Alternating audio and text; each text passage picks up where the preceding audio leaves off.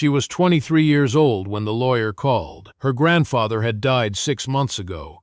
The farm was supposed to be sold. The debts were supposed to bury it. But the will had one final clause no one saw coming: a barn, a locked barn, and a single line written in her grandfather's shaking hand: "Don't open it until the first frost." She broke the lock on a Tuesday. What she found inside didn't just save her farm, it made the USDA show up at her door. And what they discovered underneath the floorboards, that changed everything. Maya Chen stood in the driveway of Willow Creek Farm and watched the auctioneer hammer fall on her childhood. The tractor went first, $42,000, less than half what it was worth. Then the combine, then the irrigation system her grandfather had installed in 1987, the year she was born. Each sale felt like a piece of her grandfather being stripped away and sold to strangers. Her mother had died when Maya was 12. Breast cancer, fast and cruel. Her father left 2 years later. "I can't do this anymore," he'd said, standing in the same kitchen where Maya had learned to bake bread. He moved to Portland, started a new family, sent birthday cards with $20 bills until Maya turned 18. Then nothing. Grandpa Joe raised her after that. Taught her to drive the tractor before she could reach the pedals, showed her how to read the soil by tasting it, literally putting a pinch on his tongue and nodding like a wine critic. "Clay tastes like regret," he'd say. "Sand tastes like hope. Loam tastes like money, Maya. Remember that." The farm had been in the Chen family since 1923, 4 generations of wheat, corn, and stubbornness, but the last 5 years had been brutal. 3 consecutive droughts, a hailstorm in 2022 that looked like God had emptied a bucket of ice cubes from the sky. Then the bank, always the bank. Grandpa Joe had refinanced 3 times. The final loan ballooned to $800,000, secured against every acre, every machine, every blade of grass, when he died of a heart attack in the North Field, checking soil moisture at 6 a.m., because that's what he did every morning for 60 years. The debt didn't die with him. It grew. Interest compounded. The bank gave Maya 90 days. She tried everything. She applied for USDA young farmer loans. Denied. She had no credit history, no collateral left. She contacted her father. He sent $500 and a text. "Sorry, kiddo, I'm tapped out." She put the farm on the market. 2 offers. Both from developers who wanted to bulldoze the barns and build cookie-cutter houses with names like Willow Creek Estates. The irony made her want to scream. Then the lawyer called. His name was Harold Vance. 70 years old, bow tie, office that smelled like old paper and peppermint. He'd handled Grandpa Joe's affairs for 30 years. "There's a codicil," he said, sliding a manila envelope across his desk. Added 3 weeks before he passed. He was very specific about the timing. Maya opened the envelope with trembling fingers. Inside, a single sheet of yellow legal paper. Her grandfather's handwriting, shaky, the letters wobbling like they'd been written during an earthquake, but unmistakably his. To my Maya, it read: "The barn, North End, lockbox 7, key in the mason jar above the stove. Don't open until first frost. Trust me." One last time. Maya drove back to the farm that evening. The auction had cleared everything except the house, the north barn, and 12 acres of scrubland the developers didn't want because it was too rocky for foundations. The for sale sign flapped in the wind like a broken wing. She found the mason jar, dusty, cracked. The key inside was small, brass, and old. It looked like it belonged to a diary, not a barn. The north barn had been locked since she was 16. Unsafe in structure, Grandpa Joe had declared one summer, and that was that. No discussion, no explanation. Just a padlock the size of a grapefruit and a rule that felt less like safety and more like secrecy. Maya stood in front of that padlock for 10 minutes. The sun was setting. October air bit through her jacket. She was supposed to be out of the house by Friday. The bank had already started foreclosure proceedings. She had nothing left to lose. She turned the key. The lock clicked. The door groaned, and the smell hit her first. Not rot, not decay, something else, something alive, something that smelled like earth after rain, like a greenhouse in spring, like hope. Maya stepped inside. The barn was empty. No tools, no hay, no equipment, just a dirt floor. wooden walls, and a single shaft of light cutting through a hole in the roof. In the center of that light sat a rusty coffee can. The kind Grandpa Joe had used for nails and bolts and spare change. It was the size of a softball.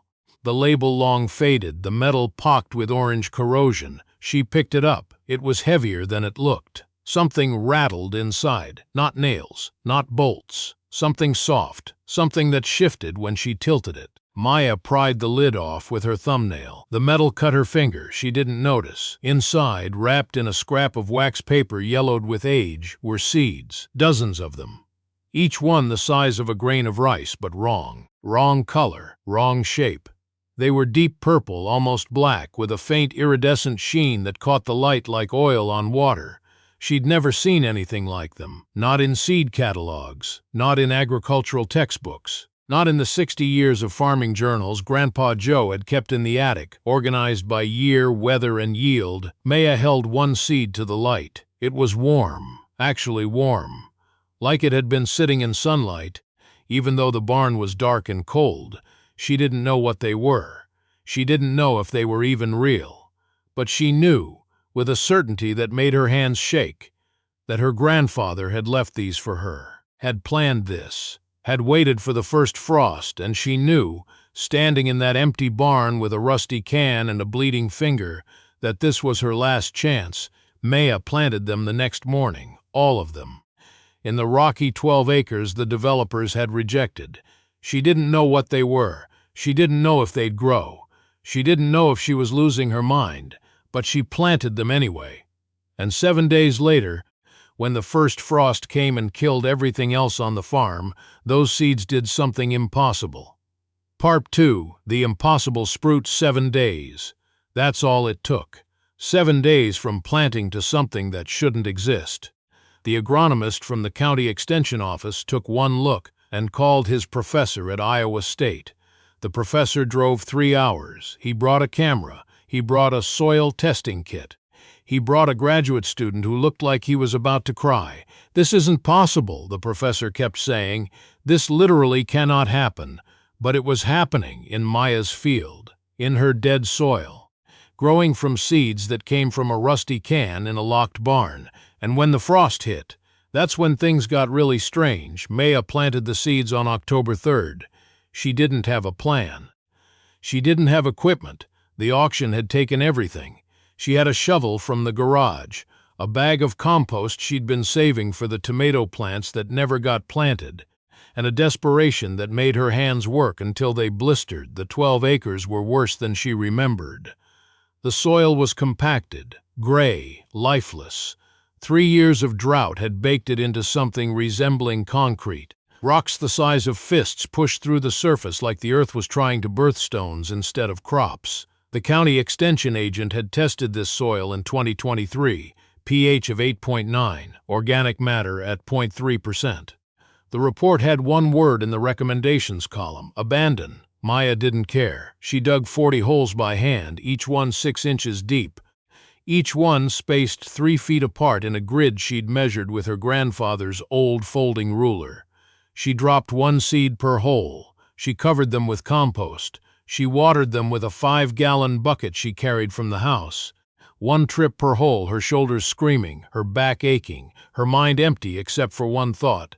Please, day 1, nothing. She checked every hole, twice, 3 times. The soil was undisturbed. The seeds were invisible. She felt like an idiot. Day 2, nothing.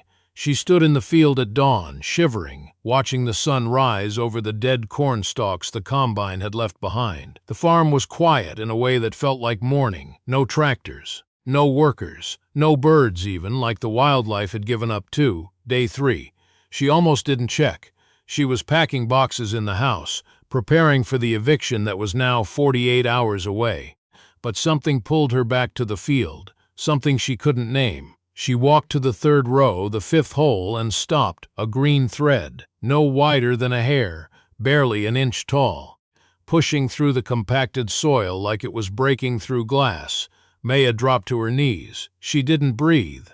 She stared at that single green thread for 10 minutes, afraid to touch it, afraid to look away, afraid it would disappear if she blinked. It didn't disappear. It was real. It was alive. It was growing from a seed that had been in a rusty can for God knows how long, in soil that was supposed to be dead, in weather that was supposed to be too cold. By day 4, there were 12 sprouts. By day 5, 28. By day 6, all 40 holes had something green pushing through the gray, and they weren't normal sprouts. That was the thing Maya couldn't stop staring at. The stems were purple, the same deep purple as the seeds, fading to green at the tips. The leaves were wrong too, not the smooth oval of a bean sprout, not the jagged edges of a corn seedling. These were triangular, almost geometric, with veins that glowed faintly silver in the right light. Maya told herself it was a trick of the dawn. She told herself that twice. She didn't believe it either time. On day 7, she called the county extension office. She didn't know what else to do. The woman who answered put her on hold for 8 minutes, then transferred her to a man named Dr. Samuel Reeves. "Ma'am," Dr. Reeves said, in the tone of someone who had answered this call 1,000 times and was already mentally drafting the polite rejection, "October is not a planting season. Whatever you think you're seeing, I'm seeing 40 plants growing in soil with a pH of 8.9 and 0 organic matter," Maya interrupted. "They sprouted in 3 days. They're 6 inches tall, and they're purple." The line went quiet. "Purple? Purple stems, silver veins, and they're warm." "Warm? I touched one this morning. It was warm, like it had its own heat." Dr. Reeves arrived 3 hours later. He was 60, bald, with a mustache that looked like it required its own maintenance schedule. He drove a Subaru covered in bumper stickers about soil health and composting. He walked into Maya's field with a clipboard and a skeptical expression that lasted exactly 4 seconds. He dropped the clipboard. Holy Mother of! He caught himself. Picked up the clipboard, walked to the nearest plant, knelt, touched a leaf. His hand jerked back like he'd been burned, but not from heat, from shock. "This soil," he said, pulling out a testing probe, "was rated unviable by my office 6 months ago. I signed that report, I know. Nothing grows in this, nothing. We've tried, the county tried. We brought in biochar, compost tea, mycorrhizal inoculants. We spent $12,000 of grant money trying to rehabilitate this exact plot. Nothing worked." "Something worked," Maya said. Dr. Reeves didn't look at her. He was staring at the plants like they were ghosts. "Where did you get the seeds?" Maya told him about the barn, the can, the will.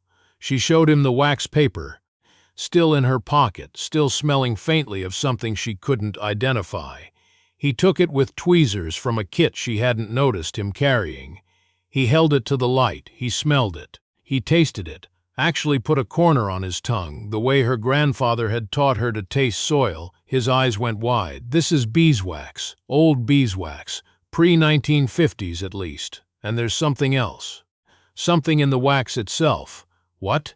"I don't know. But I know someone who might." He made a call. Maya couldn't hear the other side, but she heard Dr. Reeves say 3 words that made her stomach flip. "Iowa State, now."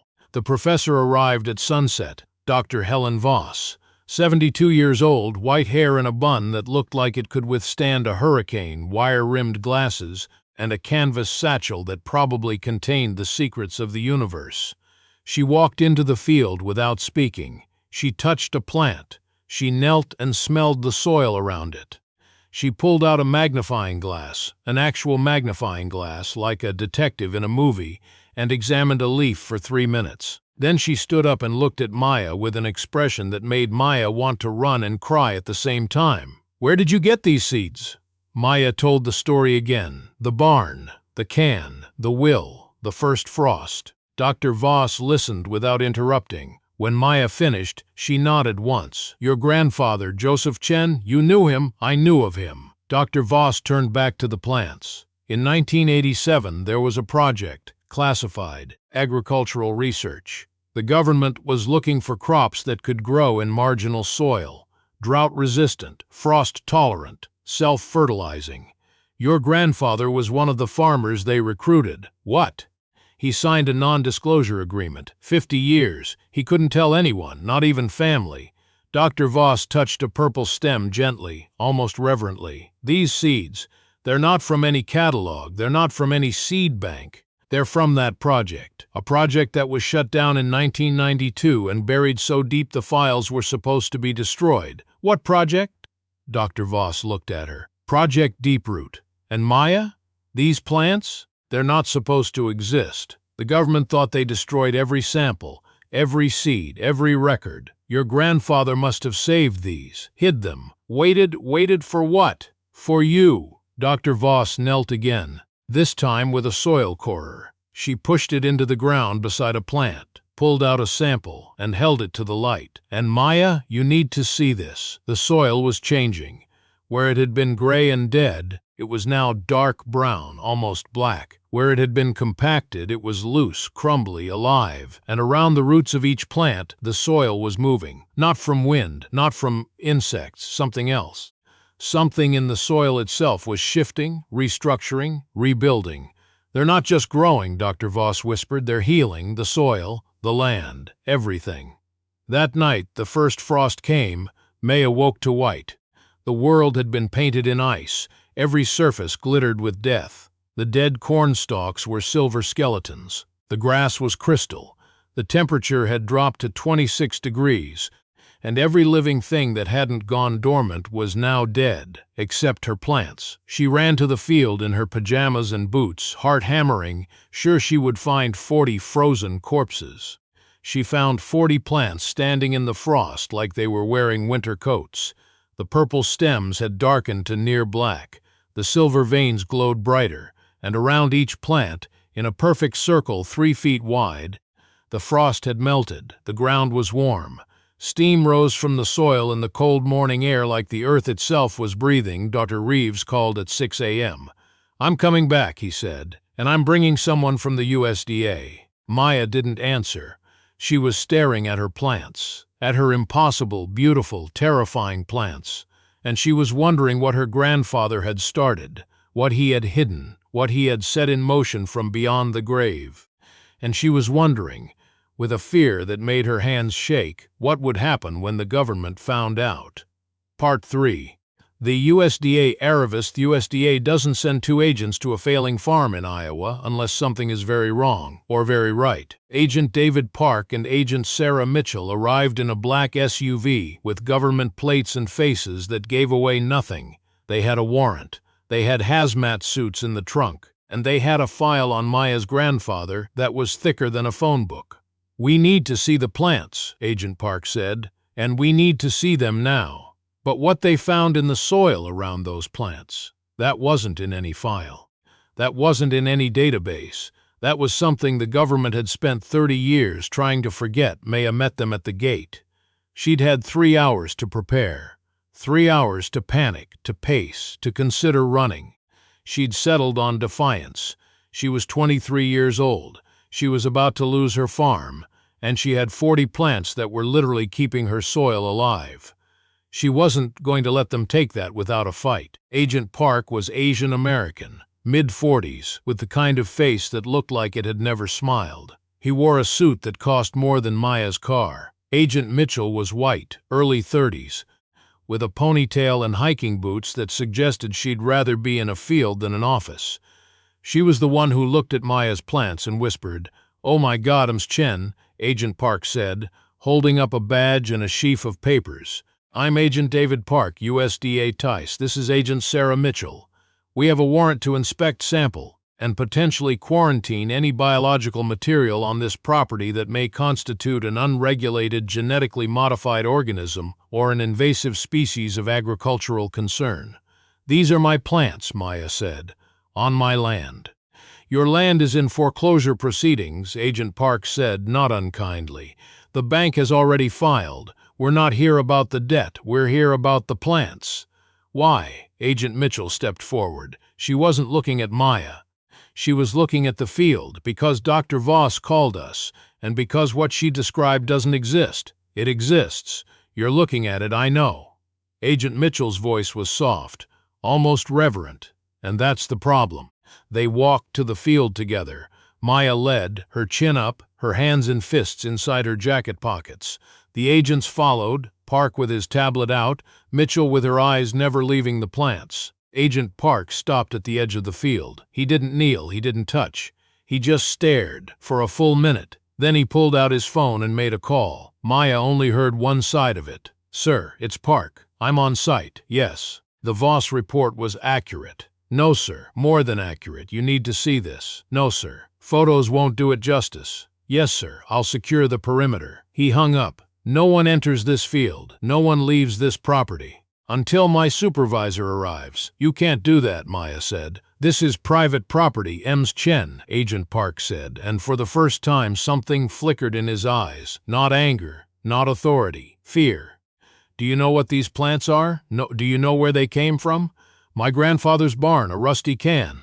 Agent Park nodded slowly. "Project Deeproot, 1987 to 1992.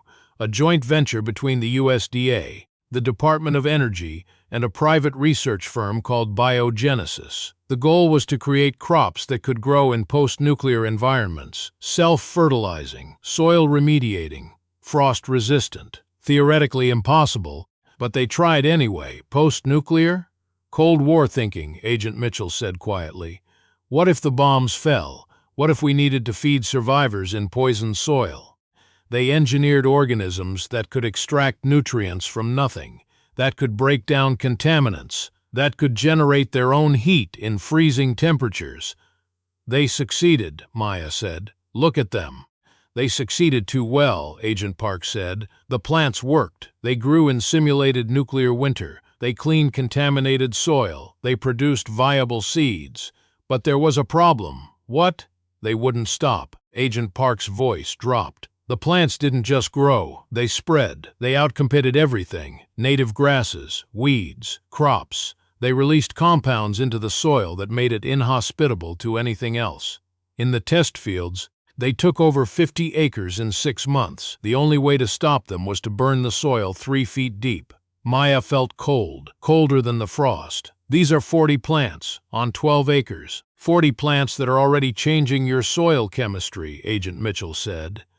She was kneeling now, examining the ground with a handheld scanner. The pH around these plants has dropped from 8.9 to 6.2 in 7 days. The organic matter has increased from 0.3% to 4.1%. That's impossible. She stopped, looked at her scanner, looked again. That's not possible. What? The nitrogen levels.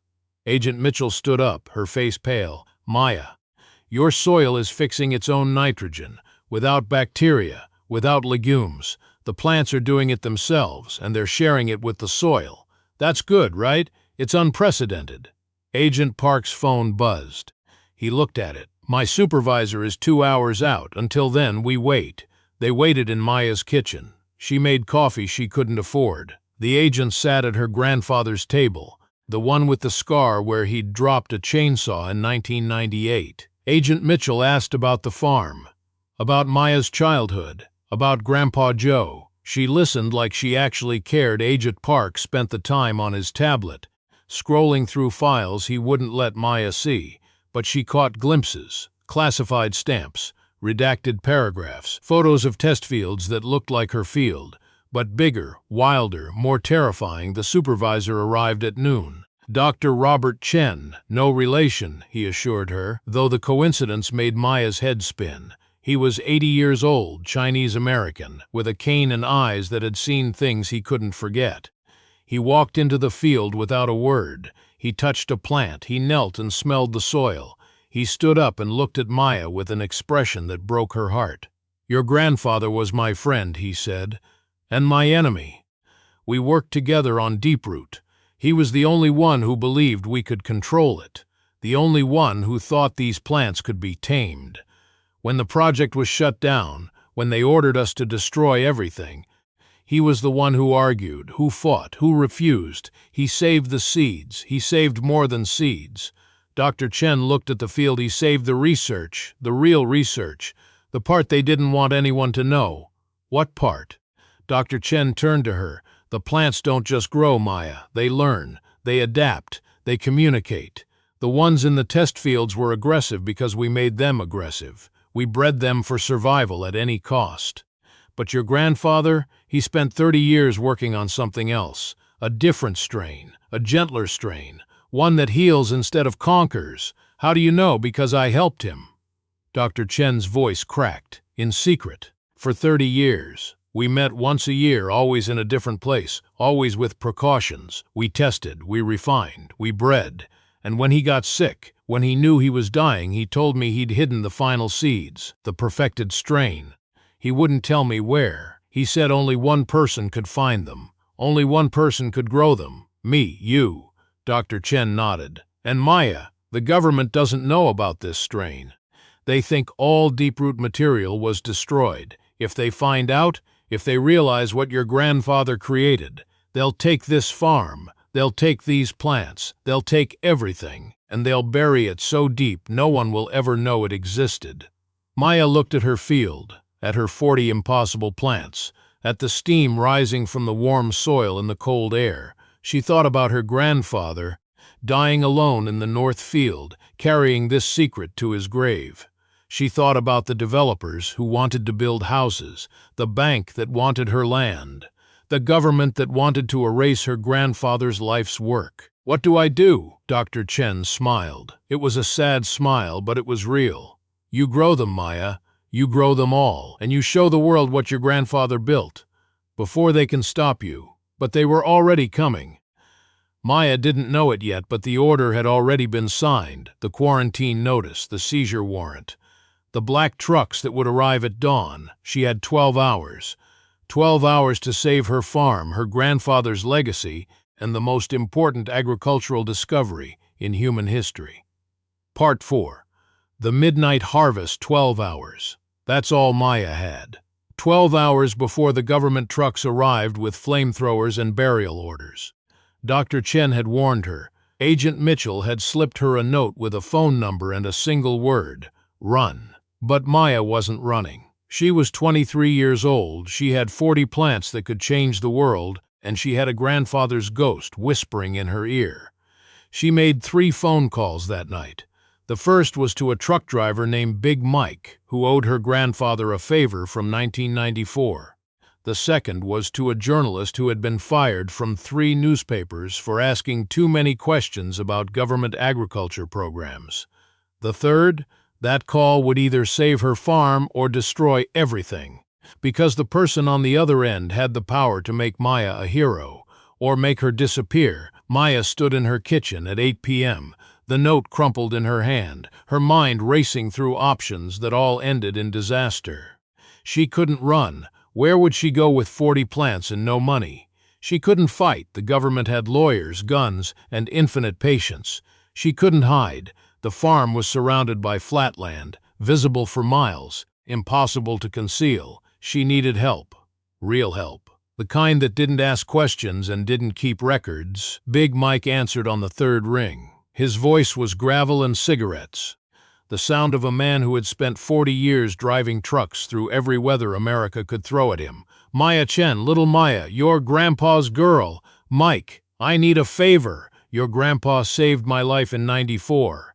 Rolled my rig on I-80, winter ice, should have died. He pulled me out with a tractor chain and a come-along. Took him 3 hours in a blizzard. Frostbit both his hands. Never asked for nothing. A pause. What do you need? I need to move 40 plants, tonight, without anyone knowing. Another pause. Longer. Government trouble? The worst kind. Where to? Maya had thought about this. She needed somewhere close enough to reach in hours, hidden enough to avoid satellites, and owned by someone who wouldn't ask questions. There was only one place, the old Henderson place, 5 miles north. It's been abandoned since 2019. No power, no road access, just a dirt track through the corn. I know it. Mike's voice changed, became businesslike. I can be there at midnight. I got a refrigerated box truck, custom job, no GPS, no logs. Your grandpa helped me build it. Said I might need it someday. How much? For Joe Chen's granddaughter, nothing. But Maya, whatever you're moving, it better be worth it, because the kind of people who come looking for things moved in the middle of the night. They don't knock politely. The second call was harder. Maya didn't know journalists. She didn't read newspapers, but she remembered a name from Grandpa Joe's journals, mentioned once in 2015 with a note that said, "She gets it."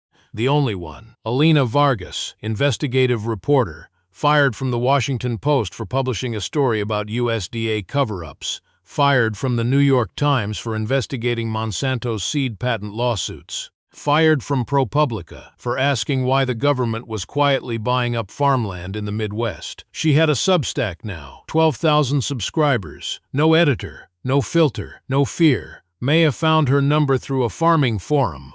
Buried in a comment thread from 2021. She called at 9 p.m. Alina answered on the first ring, voice sharp, suspicious, ready to hang up. Alina Vargas, my name is Maya Chen. My grandfather was Joe Chen. He wrote in his journal that you were the only one who gets it. Silence. Then, Joe Chen, Willow Creek Farm, Project Deep Root. You know about it? I know enough to know I don't know enough. Elena's voice had changed. The suspicion was still there, but underneath it was something else. Hunger. What do you want, Maya? I have plants growing in dead soil. Plants that fix their own nitrogen. Plants that generate heat and frost. Plants that came from a government project that was supposed to be destroyed 30 years ago, and the USDA is coming to burn them at dawn. Where are you? Willow Creek Farm, Iowa. I'm in Chicago. I can be there by 6 a.m. But Maya, if this is real, if you actually have what you say you have, you need to understand something. The government isn't the only one who wants these plants. There are companies, corporations, people who would kill for seeds that can grow in dead soil and fix their own nitrogen. I know, do you? Because once I publish this, once the world knows, you can't take it back. You'll be famous, and you'll be a target. Forever. Maya looked out her kitchen window at the field, at the plants that were glowing faintly in the moonlight, their silver veins catching the stars. She thought about her grandfather dying in the North Field, carrying this secret alone for 30 years. She thought about the developers who wanted to build houses, the bank that wanted her land, the world that had forgotten small farms existed. Publish it, she said, all of it. The third call was the hardest. Maya didn't want to make it. She didn't want to hear the voice on the other end. She didn't want to ask for help from the man who had abandoned her, who had sent birthday cards with $20 bills until she turned 18, who had started a new family in Portland and pretended his old one didn't exist. But she needed a lawyer, a real lawyer, not Harold Vance with his bow tie and peppermint smell, someone who could fight the government in court, someone who knew how to delay, obstruct, and defend. And her father, for all his failures, was a corporate attorney who had spent 15 years defending pharmaceutical companies against the FDA. She called at 10 p.m. He answered on the fourth ring, voice thick with sleep and surprise. Maya? Dad, is everything okay? Are you hurt? I'm about to lose my farm. The government is coming to destroy something my grandfather spent his life building, and I need a lawyer who can stop them. For 48 hours, that's all I need. Maya. I don't do agricultural law. I don't constitutional law. You know due process. You know how to file injunctions and emergency motions. I remember you talking about it before you left. The silence stretched. Maya could hear her father breathing, could hear a woman's voice in the background, asking who was calling, could hear the life he had built without her, the family he had chosen, the distance he had put between them like an ocean. What did your grandfather build? Her father asked finally. Plants that can feed the world. Plants that can grow where nothing else grows. Plants that can save millions of people from starvation. Another silence. Then, text me the details, I'll file something tonight. But Maya, this is a one-time thing. I can't, this doesn't change anything, I know. Maya's voice was steady. She'd learned steadiness from her grandfather. Just file the motion. She hung up and looked at the clock, 10:15 p.m.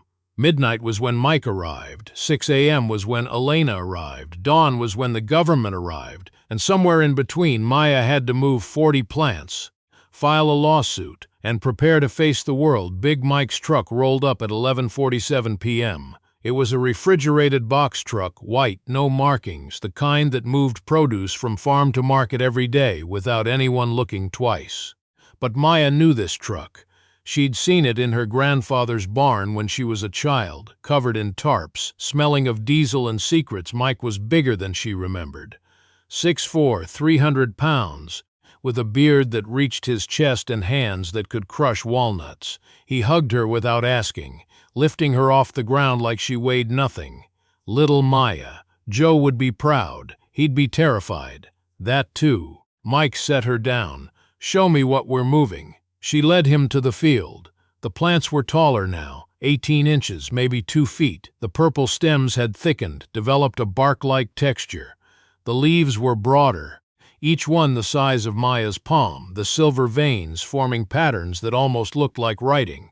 Almost. Not quite, but close enough to make Maya's skin prickle. Mike didn't ask questions. He didn't touch the plants. He just nodded and went back to his truck, returned with a dolly, tarps, and custom containers that looked like they'd been built for exactly this purpose, because they had been. Her grandfather had planned for this, had prepared for this, had known somehow that the day would come when these plants would need to disappear. They worked in silence. Maya dug around each plant with her hands, careful not to damage the roots, feeling the warmth radiating from the soil like the earth had a fever. Mike lifted each plant into a container, wrapped the roots in damp burlap, and secured them in the truck's refrigerated compartment.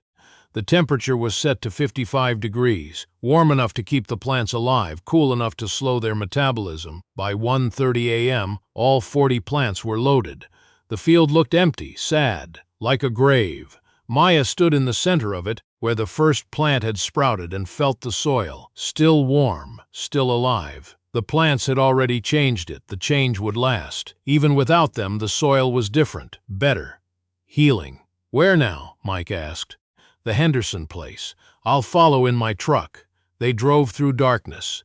No headlights on the dirt road, just the moon and the stars and the glow of Mike's taillights. The Henderson place was a ruin, a farmhouse collapsing into itself, a barn with no roof, fields that had gone wild for 6 years. But behind the barn, in a hollow sheltered from wind and sight, there was a greenhouse.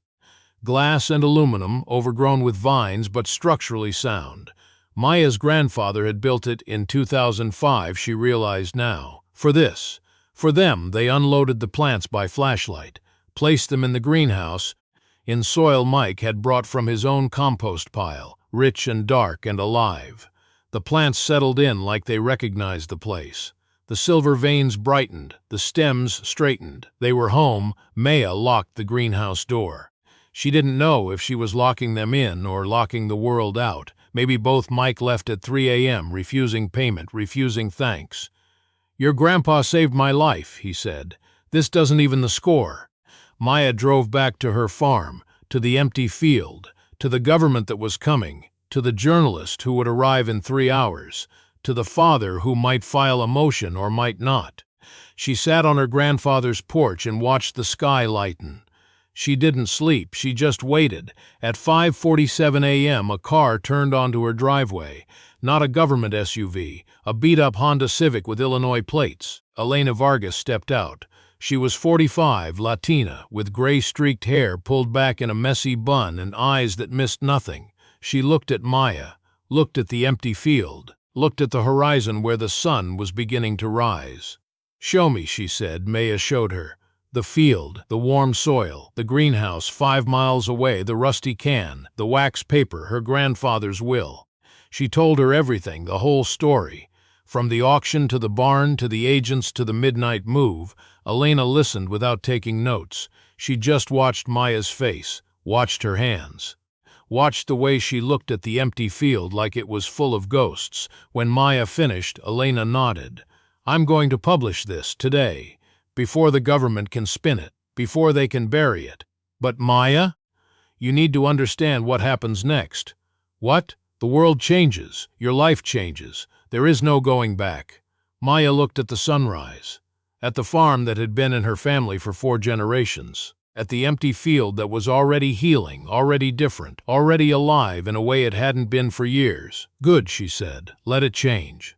At 6:30 a.m., the black SUVs arrived. 6 of them, 12 agents. Flamethrowers in the trunk, seizure warrants in their hands. Dr. Chen was in the lead vehicle, his face a mask of regret. But Maya was ready. She had filed the motion. Her father had come through. an emergency injunction, temporary restraining order, the full legal arsenal. The agents couldn't touch the plants, couldn't enter the greenhouse, couldn't seize anything without a court hearing. And by the time the hearing was scheduled, Elena's article would be live, the world would know, the secret would be out. Agent Park stepped out of the lead SUV. He looked at Maya, looked at the empty field, looked at Elena, who was already filming on her phone. "Mrs. Chen," he said. "This isn't over." "I know," Maya said. "It's just beginning. Part 5, the article that shook the world." Elena Vargas published her article at 9:47 a.m. on a Thursday. The headline was 6 words long. By noon, it had been shared 2 million times. By 3 p.m., it was trending on every social media platform on Earth. By 6 p.m., the USDA had issued a statement. By 9 p.m., 3 major news networks had trucks parked outside Maya's farm. And by midnight, the first death threat arrived. But the article wasn't what made the world panic. It was the photo. The photo Elena had taken in the greenhouse of a single plant, its silver veins glowing in the dark, its leaves forming patterns that looked like a map of what no one knew. But the Department of Defense recognized it, and they were already on their way. The headline was simple: brutal, unignorable. The seeds that could end world hunger, and the government that wants to burn them.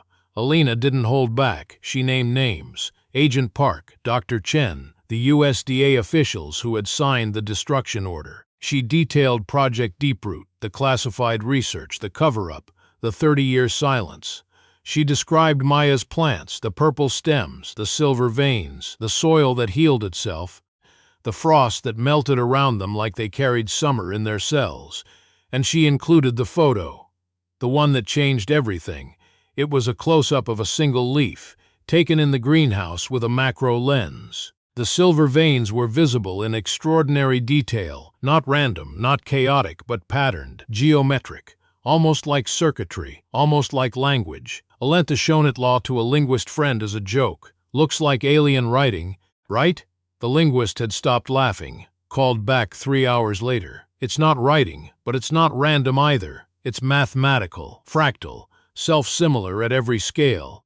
Like the plants are encoding information in their structure."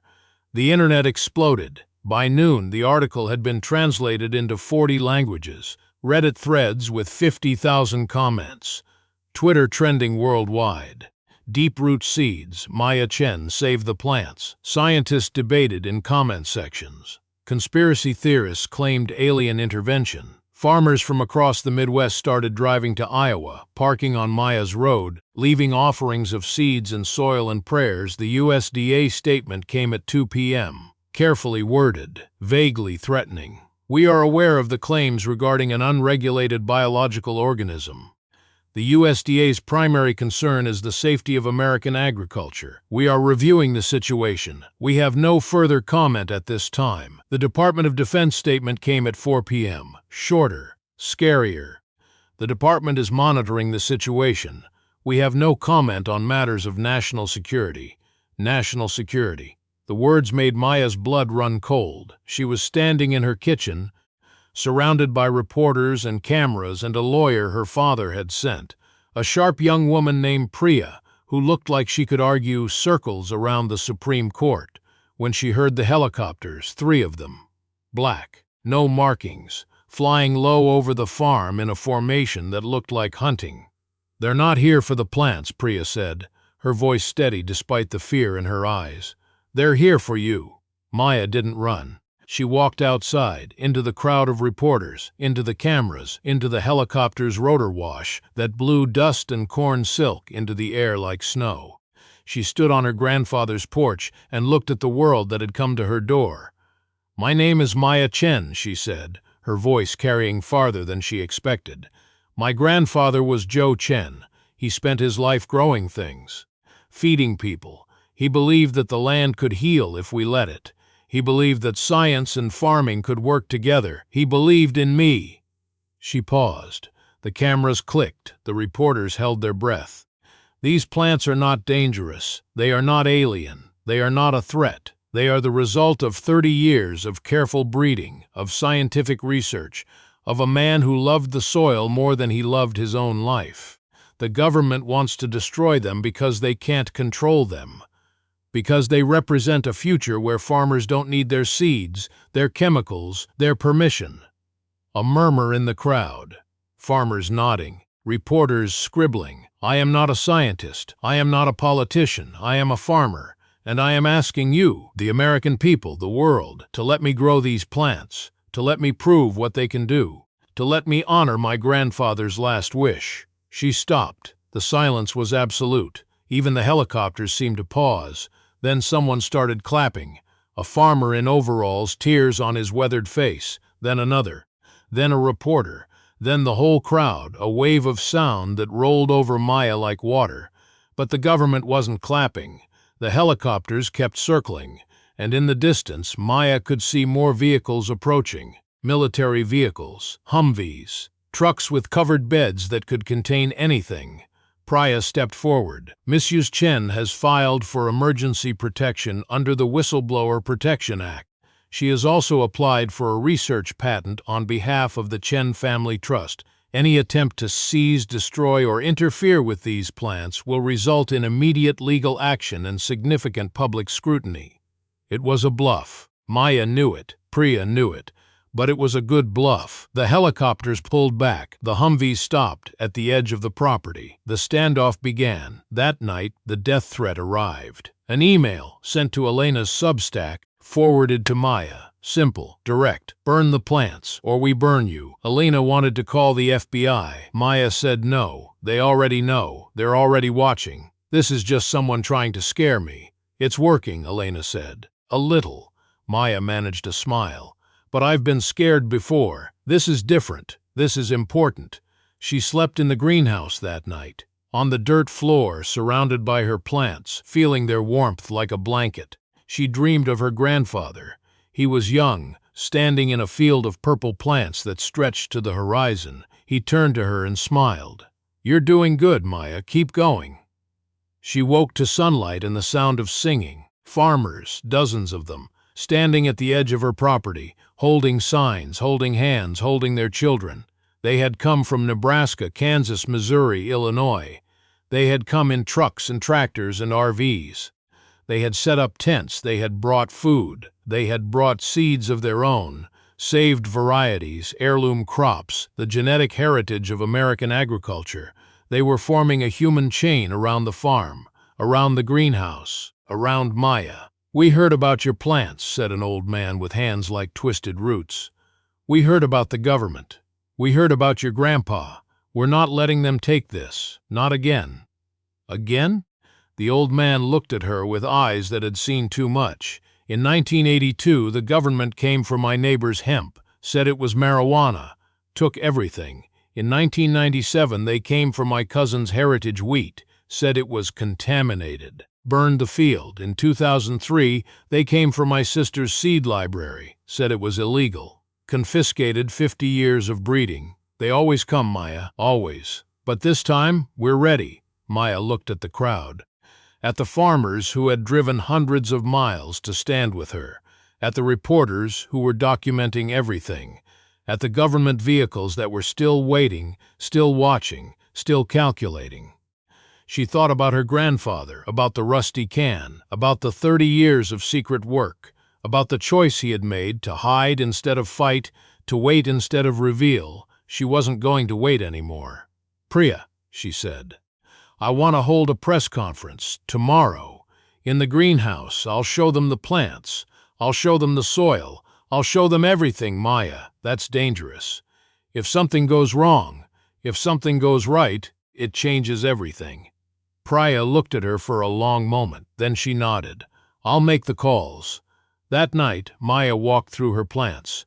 She touched each one. She talked to them the way her grandfather had talked to his crops, the way farmers have talked to plants since the beginning of agriculture.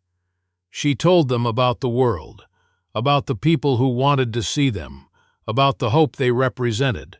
And as she talked, she noticed something. The plants were responding. The silver veins pulsed brighter when she spoke. The leaves turned slightly toward her voice. The warmth in the soil increased, spreading outward in waves that she could feel through her boots. They were listening. They were learning. They were alive in a way that no plant should be. Maya didn't know if that was beautiful or terrifying. She suspected it was both. Part 6, the greenhouse reel. The press conference was supposed to be simple. Show the plants, explain the science, answer questions. But Maya had learned one thing about her grandfather's seeds. They never did what you expected. The greenhouse was packed. 50 journalists, 10 scientists, a camera crew from CNN, and a live stream audience that would peak at 3 million viewers. Maya walked to the center of the room, touched the nearest plant, and began to speak. That's when the roots moved. Not a little, not a trick of the light. They moved like fingers, like tendrils, like something reaching. The cameras caught it. The live stream caught it. 3 million people watched a plant reach out and touch Maya's hand like a child seeking comfort. And then the room went silent, because the plant spoke, not in words, but in sound, a frequency, a vibration. Something that every person in that greenhouse felt in their chest, in their bones, in the place where instinct lives. And what it said. That was the question that would define the next century. The greenhouse had been cleaned. The Henderson place was no longer a secret. The dirt road was now a parking lot. The surrounding fields were tent cities, and the old farmhouse had become a command center for lawyers, scientists, and volunteers who had arrived from across the country. Maya had moved from her farm to a trailer on the property, surrounded by security that Priya had arranged, funded by a GoFundMe that had raised $200,000 in 48 hours. The press conference was scheduled for 10 a.m. Maya woke at 4, couldn't sleep, walked to the greenhouse in the dark. The plants were taller now, 3 feet, some of them. They had developed flowers, not normal flowers, clusters of tiny white blooms, each one shaped like a star, each one emitting a faint luminescence that made the greenhouse glow like a lantern in the night. She touched a flower. It was warm, not hot but warm, like a living thing, like a heartbeat. "You're beautiful," she whispered. "And you're terrifying." The flower pulsed. The silver veins in the stem brightened, and Maya felt something, a connection, not magical, not mystical, but real, chemical, electrical. The plant was responding to her touch, her voice, her presence. It recognized her. It knew her. She thought about her grandfather, about the 30 years of secret work, about the choice to hide instead of share. Had he known? Had he understood what these plants really were? Or had he been as surprised as she was, learning day by day, touch by touch, what his creation could do? At 9 a.m., the greenhouse began to fill. Elena had arranged everything with military precision. Journalists in the front rows, scientists in the middle, camera crews along the walls. The live stream was already running, a counter in the corner showing viewers climbing past 50,000. Dr. Voss was there. Dr. Reeves, Agent Mitchell, who had resigned from the USDA the day before and now sat in the audience wearing civilian clothes, her face a mixture of hope and guilt. Agent Park was not there. He had been reassigned, transferred to a desk job in Alaska. Dr. Chen was there, in a wheelchair now, looking frailer than Maya remembered. At 9:55, Priya gave Maya a thumbs up. At 9:58, the live stream counter hit 1 million. At 10 height exactly, Maya stepped to the center of the greenhouse, and the world watched. "Thank you for coming," she said. Her voice was steady. She had practiced in front of a mirror for 2 hours. She had imagined this moment 1,000 times. But nothing prepared her for the reality of 50 faces, 100 cameras, and 3 million people watching through screens. "My name is Maya Chen. This is my family's farm. These are my grandfather's plants. And this is their story." She began with the barn, the rusty can, the will. She described the first frost, the impossible growth, the soil that healed itself. She introduced Dr. Voss, who presented data on soil chemistry changes, nitrogen fixation, temperature regulation.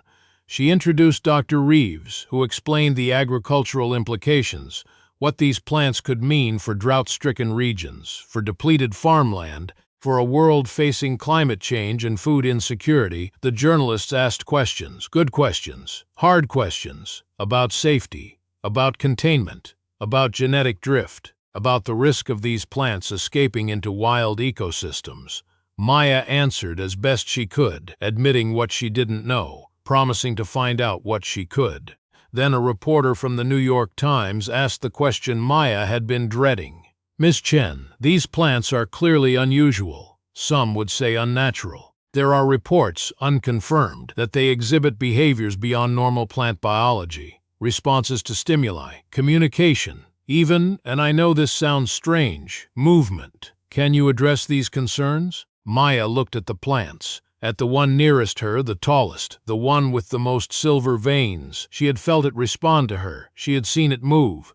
She knew what the reporter was asking. "Yes," she said, "they move. They respond. They are more alive than any plant I've ever known, and I want to show you." She walked to the plant. She knelt beside it. She placed her hand on the soil near its base, the way her grandfather had taught her, the way she had done every morning since the first sprout appeared. "Hello," she whispered. The plant responded. The silver veins flared bright, blinding white for a moment, then settled into a gentle pulse. The stem leaned, not toward the light. The light was above, from the greenhouse panels. It leaned toward Maya, toward her voice, toward her touch. The cameras clicked. The live stream chat exploded. 3 million people watched a plant lean toward a woman like a flower toward the sun. But that wasn't the strange part. The roots moved. Maya felt them through the soil, a shifting, a stirring, like something waking from sleep. They pushed upward, breaking the surface, revealing themselves to the light. They were thick, white, covered in fine hairs that caught the greenhouse light like silver wire. And they moved. Not growing, that would be too slow to see. They moved like fingers, like tendrils, like something reaching. One root touched Maya's hand, gently, almost tenderly. It wrapped around her wrist for a moment, a soft pressure, a warmth that spread up her arm like a hug. Then it released, retreated, returned to the soil. The greenhouse was silent, absolutely silent. No one breathed, no one moved. Even the cameras seemed to pause. Then the sound came, not from Maya, not from the audience, from the plants, from all 40 of them, together in unison. A vibration, a frequency. Something below the range of normal hearing, but felt in the chest, in the bones, in the place where fear and wonder live side by side. It was music, not human music, not bird song, something else. A chord, a harmony, a sound that made Maya think of her mother, of her grandfather, of every person she had ever loved and lost. It was grief and joy and hope and home, all at once, expressed in a frequency that bypassed the ears and spoke directly to the heart. Maya cried. She couldn't help it. The tears came hot and fast, and she didn't wipe them away. She let them fall, let the world see. Let 3 million people watch a 23-year-old farmer weep in the presence of plants that sang. The sound lasted 30 seconds, maybe a minute. Time had become elastic, meaningless. When it stopped, the greenhouse was different. The air was clearer, the light was brighter. The people were changed. Dr. Voss was crying too. Dr. Reeves had his hands over his face. Agent Mitchell was on her knees, whispering something that might have been a prayer. The journalists were silent, their cameras forgotten, their questions unasked. And the plants were still, quiet, normal, as if nothing had happened, as if they were just plants, in a greenhouse, on a farm, in Iowa. But they weren't. Everyone knew it. Everyone felt it. The world had just changed, and no one knew how to process it. Maya stood up. She wiped her face. She looked at the cameras, at the audience, at the world watching through screens. "My grandfather believed these plants could save the world," she said. Her voice was rough, raw, but strong. "I think he was right, but I also think, I know, that they are more than tools. They are alive, they are aware, they are family, and I will not let anyone destroy them. Not the government, not corporations, not fear, not ignorance. They are here. They are real, and they are staying." She walked out of the greenhouse. The crowd parted for her. No one tried to stop her. No one asked another question. The press conference was over. The story was just beginning. That night, the President of the United States tweeted about Maya Chen. "Following the situation in Iowa with great interest. Science and agriculture must work together. We need answers, not fear." The Secretary of Agriculture called Maya personally. "We want to help," he said. "We want to study. We want to understand."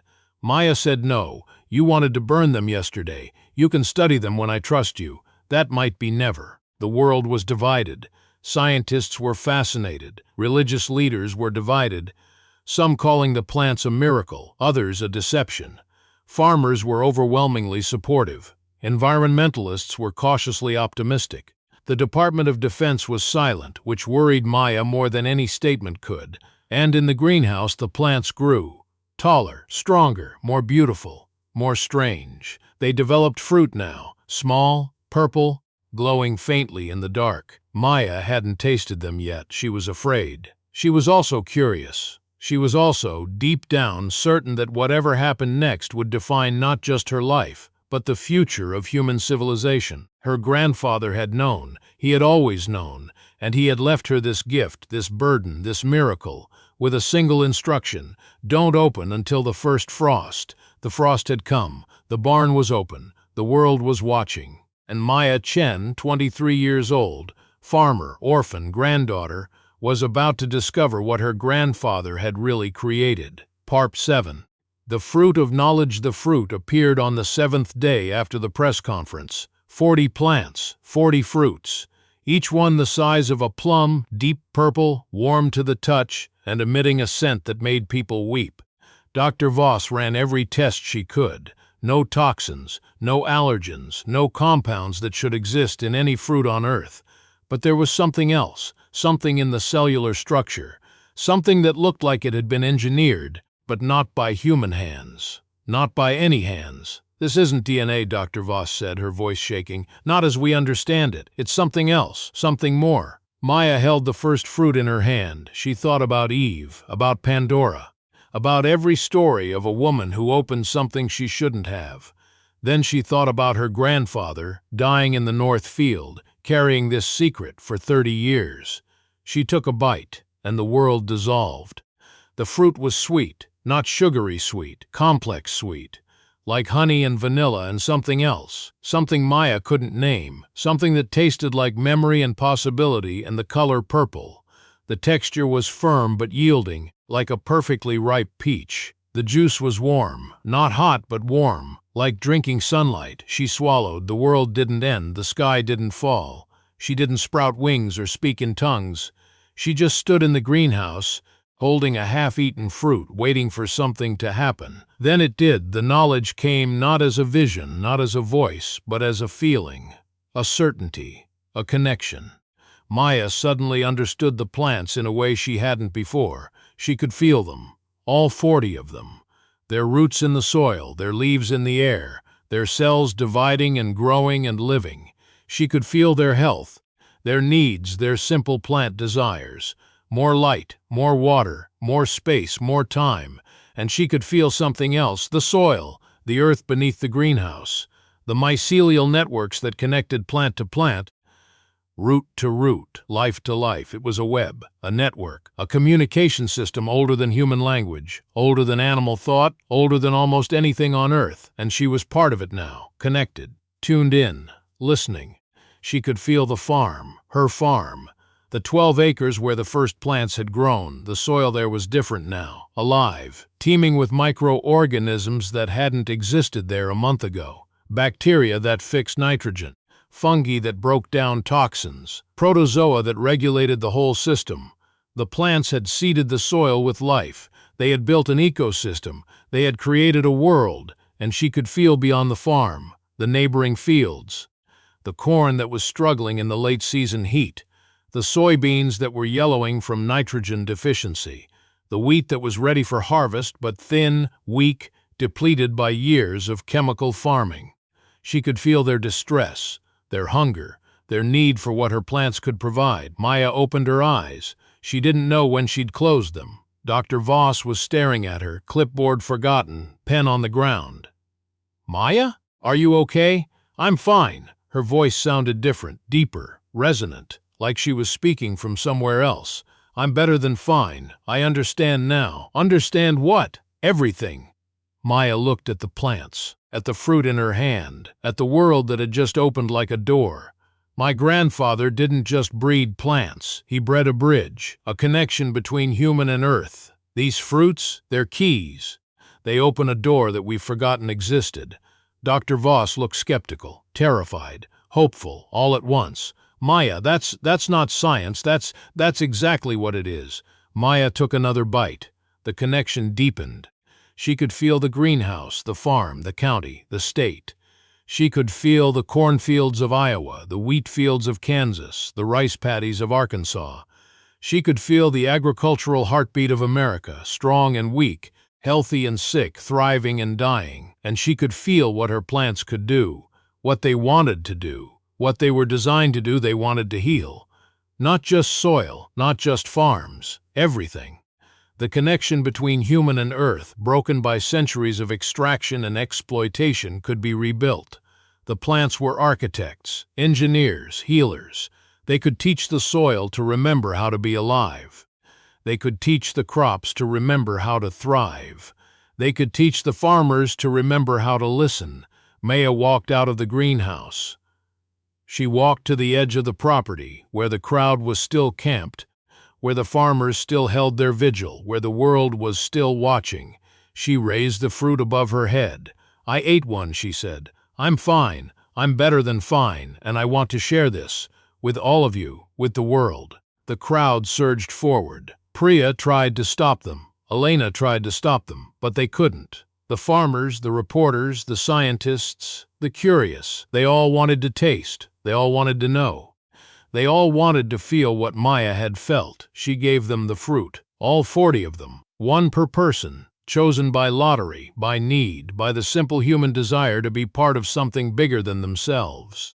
The first farmer was a woman from Nebraska. Drought had taken her farm. Bankruptcy had taken her house. She was living in a camper, working as a waitress, dreaming of dirt. She took the fruit. She ate it. She cried. Then she laughed.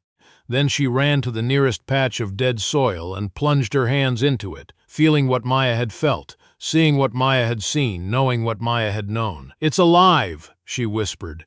"The dirt is alive. I can feel it. I can feel everything." One by one they ate. One by one they changed. Not physically, not dramatically, but internally. They could feel the earth. They could feel the plants.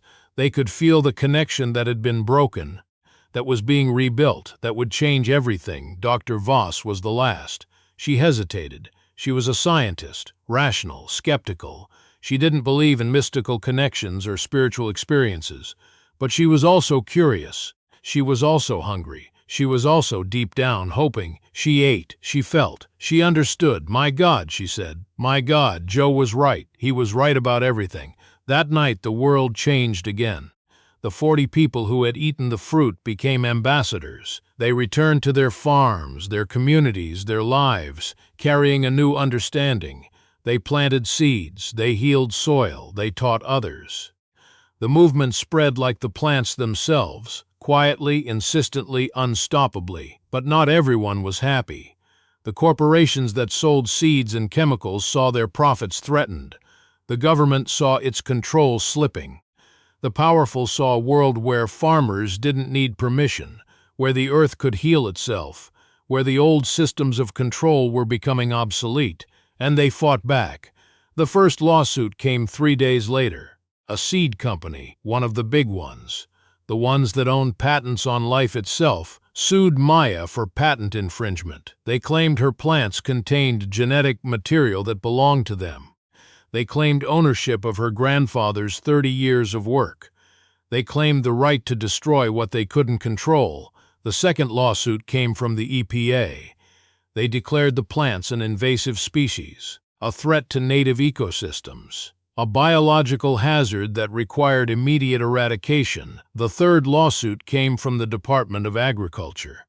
They claimed Maya had violated the Plant Protection Act by introducing an unregulated organism into the environment. They demanded the plants be seized, studied, and destroyed. Maya stood in her greenhouse, surrounded by legal papers and lawyers and the weight of a system that was trying to crush her. She was 23 years old. She had no money. She had no power. She had nothing but 40 plants, a rusty can, and a connection to the earth that couldn't be broken. But she also had something else. She had millions of people watching. She had farmers ready to fight. She had scientists who had felt what she felt. She had a world that was beginning to understand that the old ways were dying and something new was being born. "Let them come," she said to Priya. "Let them sue. Let them threaten. Let them try to burn what they can't control. We've been here before. My grandfather hid for 30 years. I'm done hiding." She walked to her plants. She touched the nearest one. She felt its warmth, its life, its simple, profound existence, and she felt something else, something new. The plants were ready to seed, ready to spread, ready to change the world. The flowers were fading, the fruits were forming, and inside each fruit, inside each seed was the future. A future where farms could heal, where soil could remember, where humans could reconnect with the earth that had given them life. Maya smiled. It was a hard smile, a determined smile, a smile that had been forged in loss and struggle and the stubborn refusal to give up. "Grandpa," she whispered, "I think we're ready." And the plants, in their silent, singing way, agreed. Part 8. The seed war's lawsuits were just the beginning. The real war started when the first seed escaped. Not stolen, not sold, escaped. A single seed, carried by a bird, dropped in a field 3 miles from Maya's farm. It grew, it spread, it changed the soil around it from dead to alive in 7 days. The farmer who owned that field, a man named Tom Henderson, whose family had abandoned the place in 2019, came back to check on the property and found a patch of purple plants where there had been nothing but dust. He called Maya. He called the news. He called everyone, and the corporations called their lawyers. The government called their agents, and someone somewhere called a hitman. Because on the night the seed escaped, someone burned Maya's greenhouse. Not all of it. Just enough to send a message. Just enough to say, "We can reach you. Anytime, anywhere." And Maya realized that this wasn't about lawsuits anymore. This was about survival, hers, the plants, and maybe the future of human civilization. The fire started at 2 a.m. Maya was asleep in her trailer when the smoke woke her. She ran to the greenhouse barefoot, in pajamas, her heart hammering against her ribs like a trapped bird. The east wall was burning. Flames licked at the glass, at the frame, at the plants inside. She grabbed a hose, she sprayed, she screamed for help. The farmers in the tent city came running. Buckets, blankets, bare hands. They fought the fire like their lives depended on it. Because they did, they saved the greenhouse. Mostly, the east wall was destroyed. 3 plants were lost. The rest were scarred, damaged, but alive. Alive in a way that defied explanation. The fire had been hot accelerant, the fire chief said later. Gasoline. Professional. Not an accident. Not a lightning strike. A message. Maya stood in the ashes, her feet cut by glass, her hands black with soot, and felt something she hadn't felt since her grandfather died. Rage. Pure, cold, focused rage. She looked at the surviving plants, at the burned earth, at the world that wanted to destroy what it couldn't understand. "Enough," she said. "Enough hiding, enough waiting, enough being small." She turned to the crowd, farmers, reporters, volunteers, strangers who had become family. "They want to burn us. They want to bury us. They want to pretend we don't exist, but we do exist, and we're not going away." Elena stepped forward. "What do? We fight." Maya's voice was steel, not with guns, not with violence, with seeds, with soil, with the truth. "My grandfather spent 30 years creating these plants.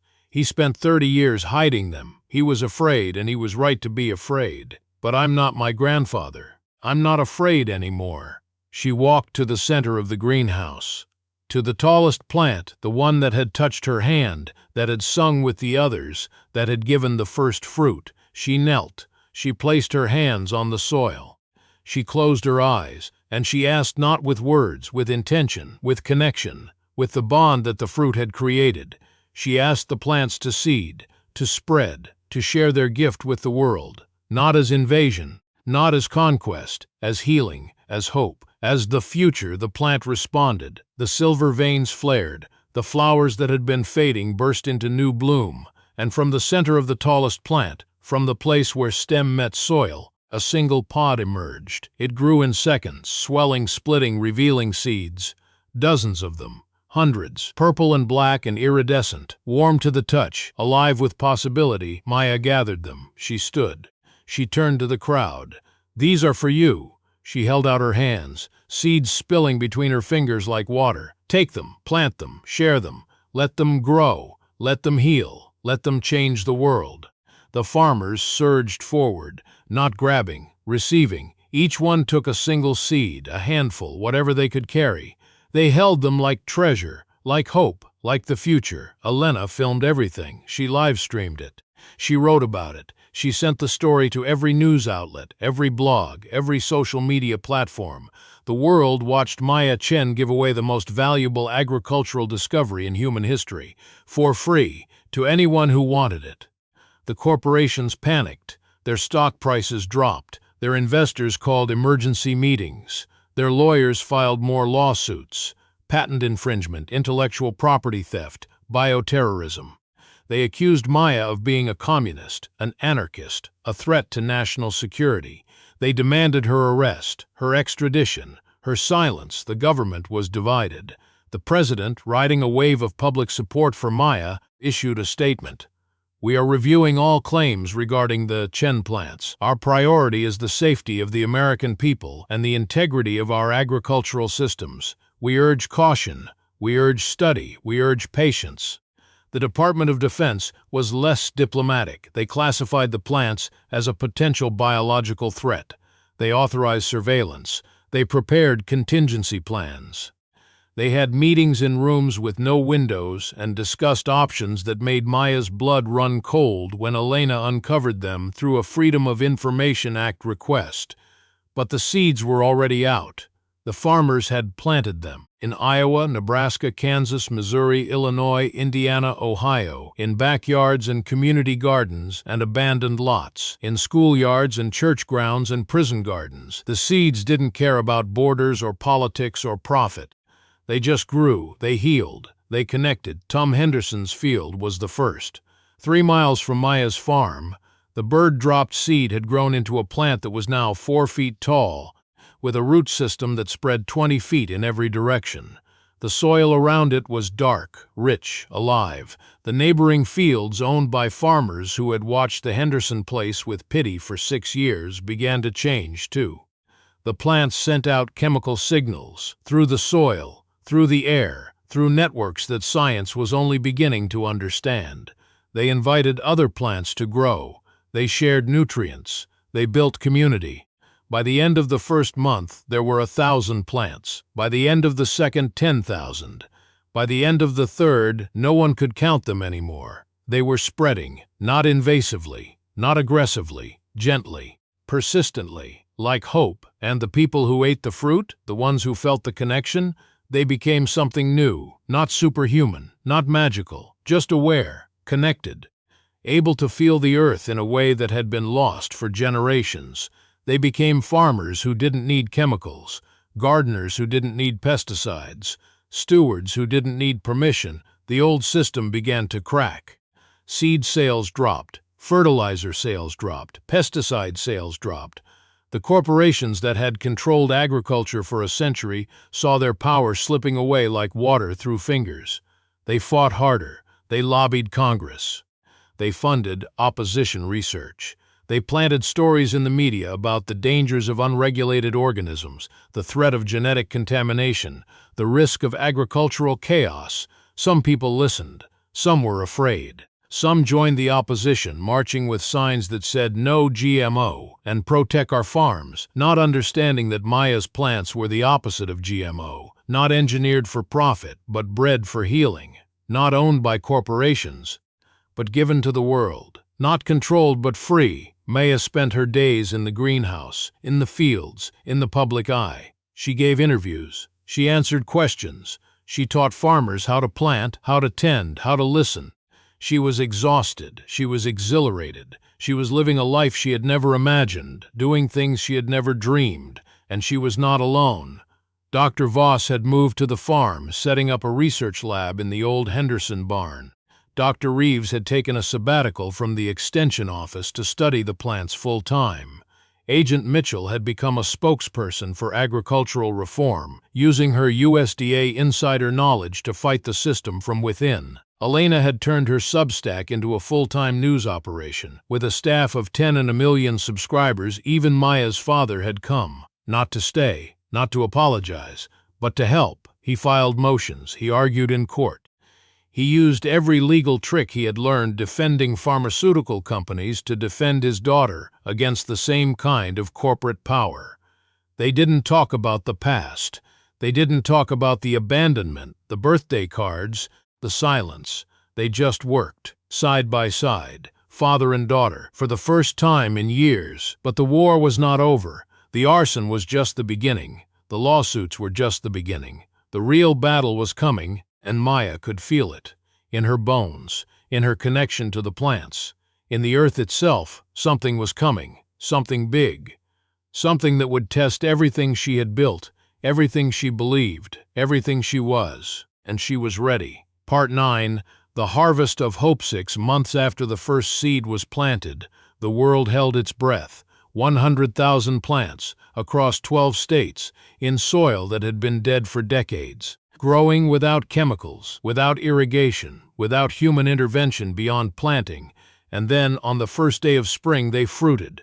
All of them, at exactly the same moment. Not gradually, not one by one, together. Like a chorus, like a symphony, like a message. The fruit was purple, warm, glowing. And when the first harvesters tasted it, not just Maya, not just the 40 original recipients, but thousands of people across the Midwest, something happened that no one could explain. The connection didn't just deepen, it spread, like a network going online, like a consciousness awakening, like the earth itself remembering how to dream. The fruiting was not natural, not by any standard agricultural science. Plants fruit at different times based on climate, soil, water, genetics. Some early, some late, some not at all. But Maya's plants, her grandfather's plants, fruited together. On March 20th, the spring equinox at exactly 12:15 p.m. Central Time, every plant across 12 states produced fruit, simultaneously, synchronally, impossibly. Dr. Voss had monitors on 50 plants. She had cameras, sensors, data loggers. She had proof. The fruiting happened in the same second, not the same minute, the same second, as if they were connected by something deeper than soil, wider than roots, older than human understanding. The harvest was massive. Each plant produced between 50 and 200 fruits. The total yield was estimated at 10 million, enough to feed a city, enough to seed a continent, enough to change the world. And the fruit was different now. Not just sweet, not just nourishing. It was transformative. Everyone who ate it felt the connection. Everyone who felt the connection wanted to share it. The movement became a wave, a tsunami, a revolution that didn't need guns or speeches or leaders. It just needed seeds and soil and hope. Maya stood in the center of her original field, the 12 acres where she had planted the first 40 seeds, and watched the harvest. Farmers were everywhere, laughing, crying, singing, filling baskets with purple fruit that glowed in the spring sunlight. Children ran between the plants, touching leaves, feeling the warmth, learning a connection that their parents had forgotten. Elders sat on blankets, eating fruit, weeping with joy, remembering a time when the earth was alive and humans were part of it. This was what her grandfather had dreamed of. This was what he had worked for. This was what he had hidden, waiting for the right moment, the right person, the right frost. And Maya had done it. She had opened the barn. She had planted the seeds. She had faced the government, the corporations, the fear, the fire. She had given the seeds away. She had shared the fruit. She had started a revolution that was growing faster than any plant, stronger than any opposition, deeper than any root system. But she was tired, so tired. She had been running on adrenaline for 6 months. She had slept in snatches, eaten when she remembered, pushed herself beyond any limit she had known. Her body was thin, her eyes were shadowed, her hands were scarred from the fire, cut from glass, calloused from work. She needed rest, she needed peace. She needed to remember why she was doing this. She walked to the edge of the field, to the spot where the first plant had grown. It was still there, the original 40, Now a grove of trees, because that's what they had become. Not bushes, not vines, but trees 20 feet tall, with trunks as thick as her waist and canopies that spread like umbrellas over the field. They were the elders now. The originals. The first Maya sat beneath them. She leaned against the trunk of the tallest tree. She closed her eyes, and she felt the connection. Not just to the plants, to everything. To the soil, to the water, to the air. To the people harvesting in the field, to the children laughing, to the elders weeping, to the world that was changing moment by moment, seed by seed, fruit by fruit. She felt her grandfather, not as a ghost, not as a memory, as part of the connection, his energy, his love, his stubbornness, his hope. He was in the soil, he was in the plants, he was in her, and he was proud. "I did it, Grandpa," she whispered. "I opened the barn, I planted the seeds, I shared them with the world, just like you wanted." The tree responded. The silver veins in the bark pulsed, the leaves rustled in a wind that wasn't there, and Maya felt something. A message, not words, but meaning, clear and strong and full of love. "You did more than I dreamed," the message said. "You did what I was afraid to do. You shared without fear. You grew without limits. You connected without reservation. I hid for 30 years. You opened the door in 30 days. You are better than me, Maya. You are stronger. You are braver. You are the future I hoped for," Maya cried. She let the tears come, hot and fast, washing away the exhaustion, the fear, the doubt.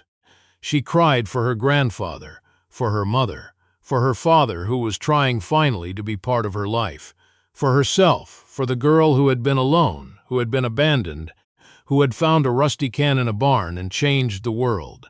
When she opened her eyes, the sun was setting. The harvest was ending. The farmers were packing up, carrying their baskets home, carrying their hope into the world. The field was quiet, peaceful, alive, and in the distance Maya could see something new, something that hadn't been there before. A glow on the horizon, not sunset, not city lights, something else. The plants were spreading. The connection was growing. The earth was healing. She stood up. She stretched. She walked back to the farm, to her trailer, to the life she had never expected but wouldn't trade for anything. Elena was waiting. "The numbers are in," she said. 12 states, 100,000 plants, 10 million fruits. An estimated 5 million people have eaten them. And the connection? It's spreading. People are reporting it everywhere. Not just farmers, city dwellers, suburban gardeners, people with houseplants. They're all feeling it. The earth is waking up, and it's because of you. Maya shook her head. "Not because of me, because of my grandfather, because of the plants, because of the people who believed. I just opened the door." "You opened the door," Elena agreed, "and the whole world walked through." That night, Maya slept, really slept. For the first time in 6 months, she slept without dreams, without fear, without the weight of the world on her shoulders. She slept like a child, like a farmer after harvest, like someone who had done what she was meant to do. And when she woke, the world was different, better, brighter, more alive. The corporations had given up. Not officially, not publicly, but their lawsuits were being dropped one by one. Their lobbyists were being recalled. Their CEOs were resigning, moving to private islands, trying to escape the wave that was crashing over them. The old agricultural system was dying. Not with a bang, but with a whimper, replaced by something better, something alive, something connected. The government had pivoted. The president, seeing which way the wind was blowing, announced a new department of regenerative agriculture. Dr. Voss was appointed its first director. Dr. Reeves became the chief scientist. Agent Mitchell was put in charge of farmer outreach, the USDA, the EPA, the Department of Defense. They all adapted, reluctantly, belatedly, but inevitably, because the world had changed, and they could either change with it or be left behind. And Maya? Maya became something she had never wanted to be. A symbol, a leader, a voice for a new way of living. She didn't want it, she didn't ask for it, but she accepted it. Because the plants needed a voice, the earth needed a voice, the connection needed a voice. She traveled. She spoke, she taught, she shared seeds and soil and stories. She met farmers in Africa who were planting deep-root seeds in desert soil. She met scientists in Europe who were studying the connection, trying to understand it, trying to replicate it. She met children in Asia who had never seen a farm but could feel the earth through their houseplants, through the connection that had spread across the world like a gentle web. And everywhere she went, she carried the rusty can. The original, the one from her grandfather's barn. She showed it to people. She told them the story. She reminded them that the greatest changes come from the smallest beginnings. A can, a seed, a girl who refused to give up. But the story wasn't over, because the plants were still growing, still learning, still connecting. And they were beginning to do something new, something that no one had expected, something that would change everything again. They were beginning to communicate, not just with each other, not just with the earth, with humans, directly, clearly, in ways that could not be denied. Part 10. The Earth Speaks. It started with a dream. Not Maya's dream, a child's dream.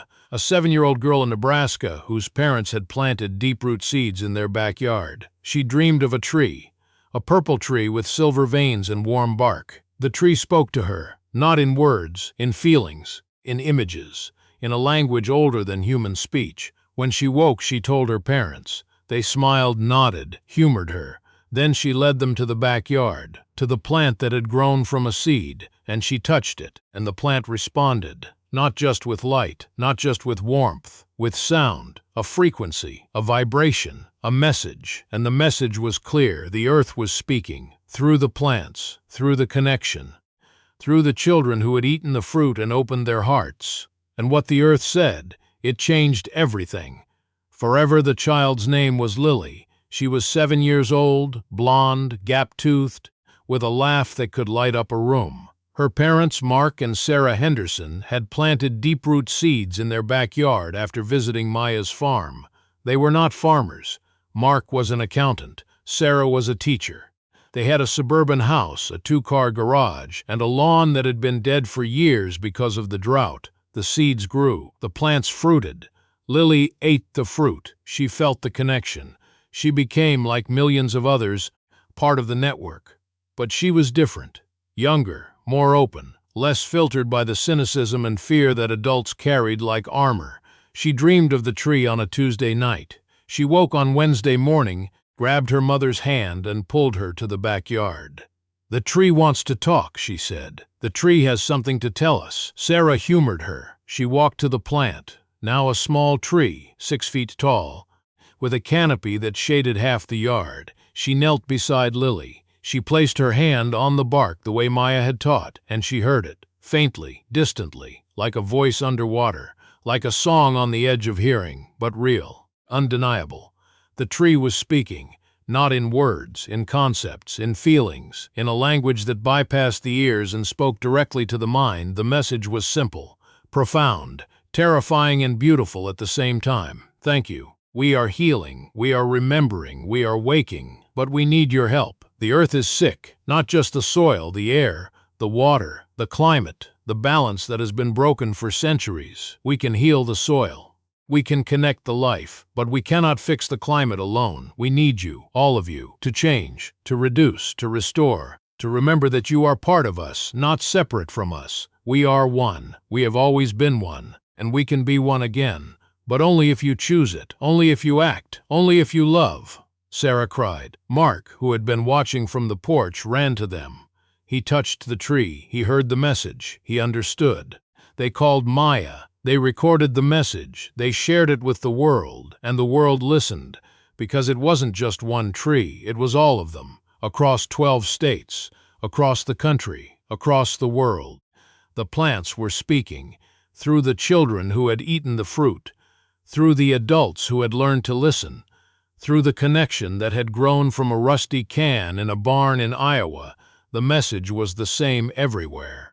The earth was healing, but it needed humans to change, to reduce carbon, to stop pollution, to restore ecosystems, to remember their place in the web of life, not as masters, not as conquerors, as partners, as stewards, as family. And the world responded, not perfectly, not completely, but significantly.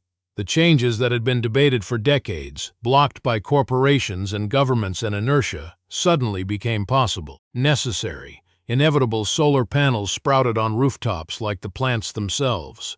Wind farms spread across plains like seeds on the wind. Electric vehicles replaced gas cars. Factories were retooled. Power grids were rebuilt. The fossil fuel industry, already weakened by the agricultural revolution, collapsed under the weight of public demand for change. It wasn't utopia. It wasn't instant. It wasn't easy. But it was happening. The world was changing. Because the earth had spoken, and humanity had finally learned to listen, Maya stood in her field beneath the trees that had been her first plants, and felt the message, felt the connection, felt the earth speaking through the silver veins and purple bark and warm fruit. "Thank you," she whispered, "for everything, for the seeds, for the plants, for the connection, for the hope." The trees responded. The silver veins pulsed, the leaves rustled, and Maya felt, more clearly than ever, the love that flowed through the connection, the love of the earth for its children, the love of life for itself, the love that had been there all along waiting for humans to remember.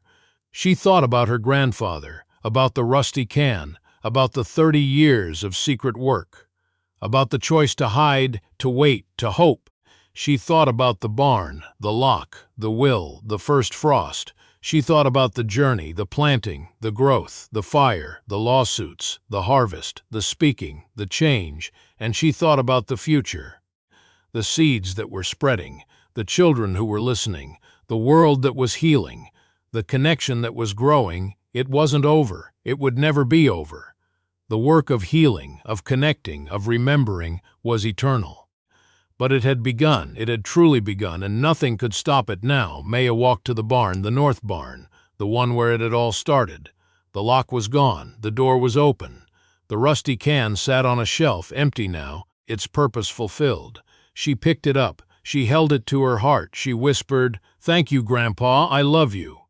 And in the silence of the barn, in the dust motes dancing in the light, she felt his presence, felt his love, felt his pride. "You did it, Maya," the presence said. "You opened the door, you shared the seeds, you changed the world. I'm proud of you. I'm always proud of you, and I'm always with you. In the soil, in the plants, in the connection, in the love." Maya smiled. She placed the can back on the shelf. She walked out of the barn. She closed the door behind her, not to lock it, not to hide, but to honor, to remember, to preserve the place where everything had changed. She walked to the field, to the trees, to the life that her grandfather had created and she had shared. She sat beneath the canopy. She closed her eyes. She felt the earth. She felt the connection. She felt the love, and she knew with a certainty that transcended words that the future was bright, that the earth was healing, that humanity was remembering, that the rusty can in the barn had been the beginning of something that would never end. The seeds were out. The plants were growing, the connection was spreading, the earth was speaking, and the world was listening. Maya Chen, 23 years old, farmer, granddaughter, guardian of the deep root, closed her eyes and let the connection carry her. Into the soil, into the plants, into the future, into the endless, beautiful, hopeful now. And somewhere, in the rustling of leaves and the pulsing of silver veins and the warmth of the earth, her grandfather smiled. Epilogue. The Seed Library. 50 years later, Maya Chen stood in the seed library of Willow Creek Farm. Surrounded by children, her hair was white, her hands were weathered, her eyes were bright. She held a rusty can, the original, preserved, honored, and told the story of the barn, the lock, the will, the first frost, the plants that changed the world. The children listened with wide eyes.